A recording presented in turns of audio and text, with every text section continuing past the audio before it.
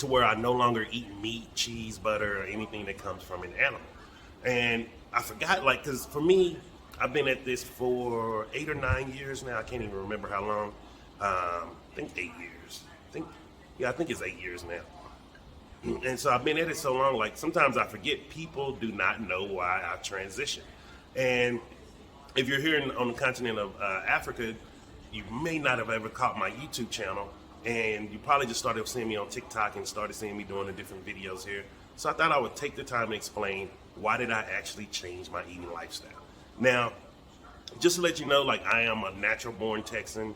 I'm originally from Dallas, Texas, and Texans eat just like South Africans, meaning barbecue, barbecue, barbecue, and beef jerky, which you all call, what is the word for beef jerky here?